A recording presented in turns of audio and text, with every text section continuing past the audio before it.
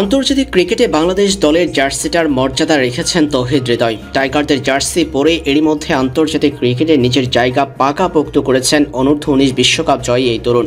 শুধু আন্তর্জাতিক ক্রিকেটই নয়, ফ্র্যাঞ্চাইজি ক্রিকেটেও ব্যাপক কদর রয়েছে হৃদয়ের।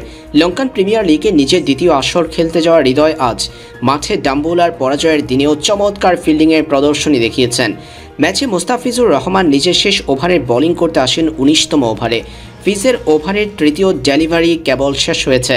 মুস্তাফিজুর রহমান চতুর্থ ডেলিভারি করলেন ধনঞ্জয়া দা সিলভার বিপক্ষে। ফিজের বলটি অফসাইডে খুঁচিয়ে দিয়ে রান নেওয়ার চেষ্টায় ধনঞ্জয়া দা সিলভা, কিন্তু সেখান থেকে বলটি পেয়ে যান তৌহিদ হৃদয়। একেবারে বুলেট গতিতে থ্রো করেন বাংলাদেশের এই ফিল্ডার। তৌহিদ হৃদয়ের থ্রো করা বলটি সরাসরি এসে হিট করেছে স্ট্রাইক প্রান্তের স্টাম্পে। এই সময় ভেঙে যায় স্টাম্প, আউট হয়ে যান ধনঞ্জয়া দা সিলভা। মুস্তাফিজুর রহমান জাতীয় দলের সতীর্থকে উদ্দেশ্য করে বাহবা দিয়েছেন। চমৎকার ফিল্ডিং করে হৃদয় জানিয়েছেন মাঠে তার অ্যাক্টিভ থাকার বিষয়টি। চমৎকার ফিল্ডিংয়ে প্রশংসা কুড়িয়েছেন তৌহিদ হৃদয়। মুস্তাফিজের দুর্দান্ত বোলিংয়ের দিন হৃদয়ের ফিল্ডিংটা নিয়েই হচ্ছে ব্যাপক আলোচনা। 2023 সালের ওয়ানডে বিশ্বকাপে চূড়ান্ত হয়েছে 2025 সালে কোন 8 দল চ্যাম্পিয়ন্স ট্রফিতে অংশ নেবে।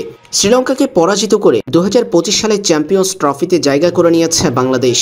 চ্যাম্পিয়ন্স ট্রফির এই আসরটি আয়োজন করবে পাকিস্তান ক্রিকেট বোর্ড এরই মধ্যে প্রস্তাব করেছে চ্যাম্পিয়ন্স ট্রফির সময়সূচি নিয়ে। পিসিবি চ্যাম্পিয়ন্স ট্রফির এই আসরটি আয়োজন করতে চাইছে 2025 সালের 19 ফেব্রুয়ারি থেকে 9 মার্চের মধ্যে। এই জন্য প্রস্তাব দিয়েছে তারা। পাকিস্তানের 3 ভেন্যুতে হতে পারে ম্যাচগুলো।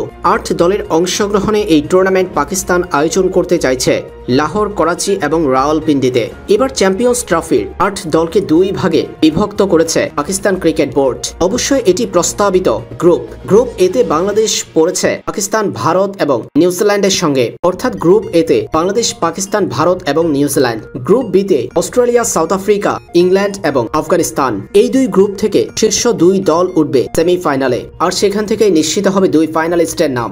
ভারত পাকিস্তান লড়াই অনুষ্ঠিত হবে 1 মার্চ। যদিও বিসিসিআই অ্যাপ্রুভাল এখনো পেন্ডিং রয়েছে। টিম ইন্ডিয়ার প্রত্যেকটি ম্যাচই অনুষ্ঠিত হবে লাহোরে। এভাবেই প্রস্তাব করেছে পাকিস্তান।